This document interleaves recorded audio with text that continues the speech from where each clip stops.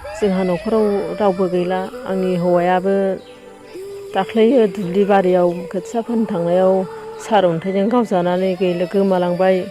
दा आंनि फिसाज्लाया एबार मेट्रिक पास जादों। बे मेट्रिक पास जानायाव लिटार मोनसे लाखिनो हादों।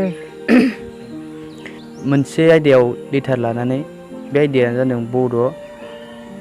नाथाय दुखुनि बाथ्रा जोंना बिफाया अबथिरा जिउ गोमायो। हरखाब दुखुनि गेजेरावनो सुखुनि मोदैबो बोहैफादों बर'नि गंसे न'खराव। थांनाय 21 अक्ट' रबिबार खालिसो आबादथिलियाव सारअन्थाइ गावनायजों लिरथुम बसुमतारिया अबथिरा जिउ गोमानांनायनि उनाव अखानायै खुसिनि खौरां। 22 मे खालि सेबाजों खुंजानाय मेट्रिक आनजादनि फिथाइखौ फोसावनायाव हरखाब दुखुथिया न'खर थामहिनबा जिउ गोमानांनाय लिरथुम बसुमतारिनि फिसाज्ला गेजेर बिबिसन बसुमतारिया 65 जौखोन्दो लानानै सेथि मासियाव उथ्रिसार जानो हादों। मख'नो गोनांदि सानसे सिगांसो बिफा रुंसारि जालांनाय दुखुथिया न'खरा रावबो खामायग्रा गैयैलाय आरोबाव गोजौ थाखोआव फरायनांगौखौ लानानै जिंगासिनो गोनां जादों बिमा माइनाव बसुमतारिया। डिभिजनाव पास खालामनो हादोंमोन मोनसे आयदायाव लिटार लानानै। बे आयदायानो जादों बड'। नाथाय दुखुनि बाथ्रा जोंना बिफाया अबथिरा जिउ गोमायो। आबादथिलियाव खोथिया बोनो थांनायाव दुखुनि जाबाय बाथ्राया। जोंना दा न'आव खामायग्रा रावबो गैला।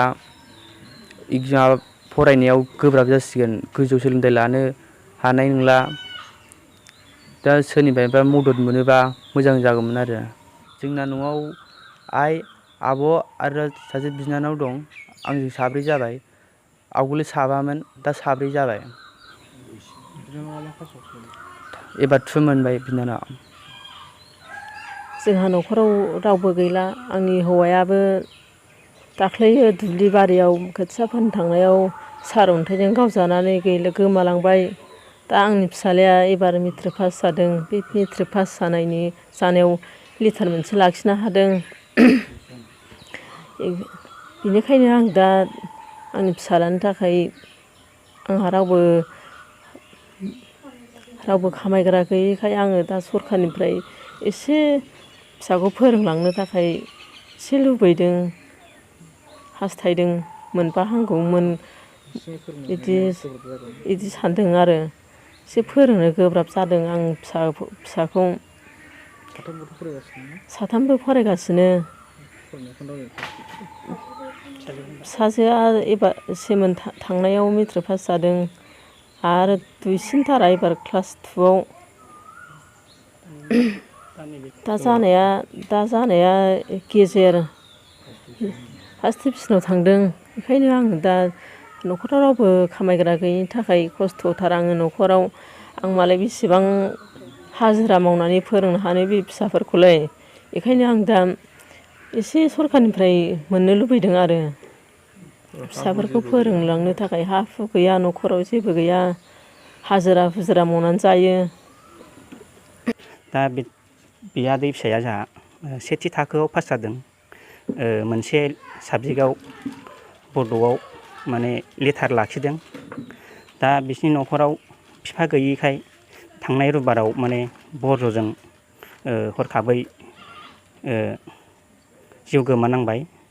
दा बेनिखायनो दा बिसिनि न'खराव रावबो खामायग्रा बा न'खरनि गारजेन गैयिखाय दा बे बियादै फिसा दा बिबिसना गोजौ सोलोंथाइ लानो बा एडमिसन लानो थाखाय दा बिसिनि न'खराव रावबो खामायग्रा बा न'खरनि गारजेन गैयिखाय दा बे बियादै फिसा दा बिबिसना गोजौ सोलोंथाइ लानो बा एडमिसन लानो थाखाय दा एसे न'खराव जेंना जादों। दा बेनि थाखायनो न'खरनि जानानै न'खरनि बिमा आरो फिसा ज' खौसे जानानै दा बेखौनो फोरमायनो लुबैदों साफ्रोमबो रायजो राजा आरो जोंनि सरखारनि सायाव जाहाथे अननानै बे बिबिसन बसुमतारिनि थाखाय गोजौ सोलोंथाइ लानो थाखाय सोरबाफोर अनबाय होननानै हेफाजाब होयो नामा, बेनि थाखाय न'खरनि जानानै बुंनाय जाबाय। आरो जाहाथे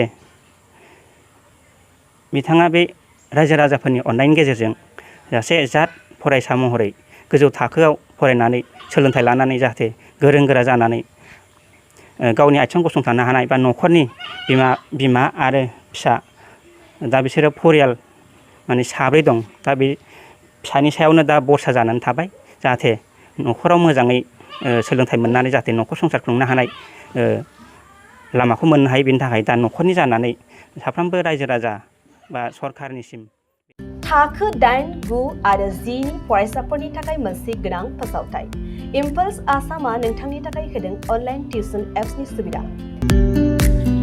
बर' आरो एसामिस मोन्नैबो बिजोंनि 8, 9 आरो 10 थाखोनि बिगियान सानखान्थि आरो इंराजि आयदायाव अनलाइन टिउसननि सुबिदाखौ होगोन मोनफ्रोमबो आयदायाव दान मोनसेनि फिसआ 250 रांल' जागोन 12 दाननि थाखाय फरायसानि अनलाइन टिउसना सोलिगोन इम्पल्स आसाम अनलाइन टिउसन एपआव live class online test online assignment आरो डाउट क्लियरिं सेसननि सुबिदा मोननो हागोन इम्पल्स आसाम अनलाइन टिउसन एपआव रोंगौथि गोनां एक्सपिरियेन्स फोरोंगिरिफ्रासो फोरोंगोन गोसो गुदुं फरायसाफ्रा गाव गावनि मबाइलाव गुगल प्ले स्ट'रनिफ्राय इम्पल्स आसाम एपखौ डाउनल'ड खालामनो हागोन लोगोसेयैनो 8099334099 जानबुं अनजिमायाव थोंजोङै जगाजग खालामनो हागोन